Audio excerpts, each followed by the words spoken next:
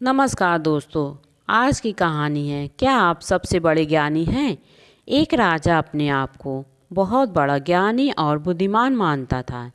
एक दिन वे ये जानने के लिए उत्सुक हुआ कि इस संसार में उससे भी अधिक ज्ञानी और बुद्धिमान कोई दूसरा है या नहीं।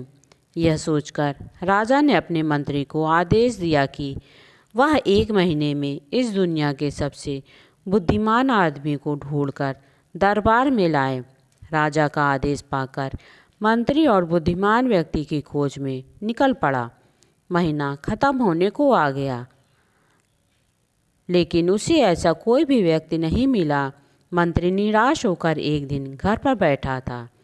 तभी उसके बेटे ने उससे कहा, पिताजी आप परेशान न हो, महीना खत्म होने से पहले मैं आपको एक ज्ञानी और बुद्धिमान व्यक्ति लाकर दे दूंगा। महीना खत्म होने पर मंत्री के बेटे ने अपने पिता को एक व्यक्ति से मिलवाया और कहा, पिताजी ये ही इस संसार का सबसे बड़ा ज्ञानी और बुद्धिमान व्यक्ति है, आप इसे दरबार में ले जाइए। मंत्री ने उस व्यक्ति की तरफ देखकर कहा, ये तो हमारा नौकर है जो गायों को देखभाल करता है, ये बुद्धिमान कैसे हो सकता है। बेटे ने कहा, आप मेरी बात मानिए और इसे ले जाइए। समय खत्म हो चुका था। मंत्री के पास और कोई दूसरा रास्ता नहीं था। वह उस नौकर को दरबार में लेकर गया। राजा दरबार में मंत्री का इंतजार कर रहा था। मंत्री ने उस नौकर को राजा के सामने पेश करते हुए कहा, महाराज ये व्यक्ति ही संसार का सबसे बड़ा ज्ञानी और बुद्धिमान है।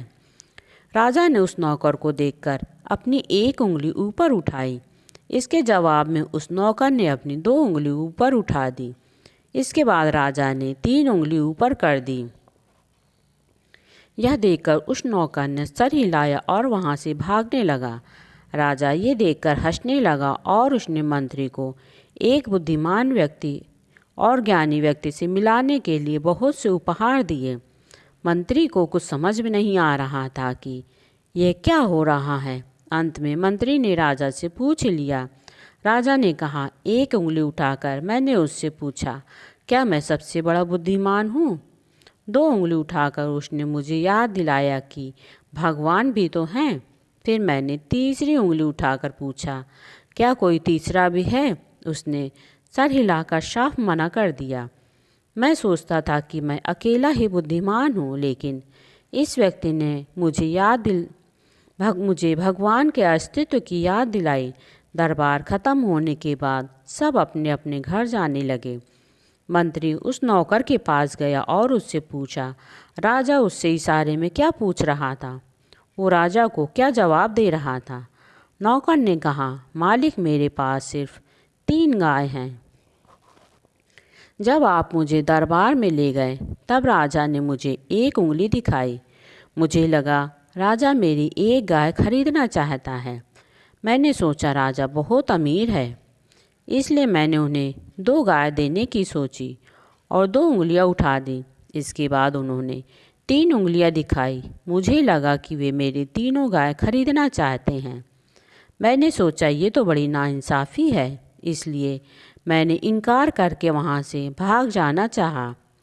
ये सब सुनकर मंत्री जी हंसने लगे और बोले, तुम घबराओ मत, तुमसे तुम्हारी गाय कोई नहीं लेगा।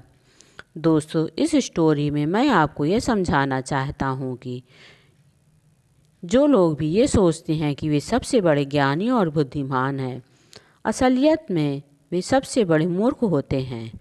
लोग उनके पीछे उनका मजाक बनाते हैं और उन पर हंसते हैं। आप भी बताइए, क्या आप सबसे बड़े ज्ञानी हैं।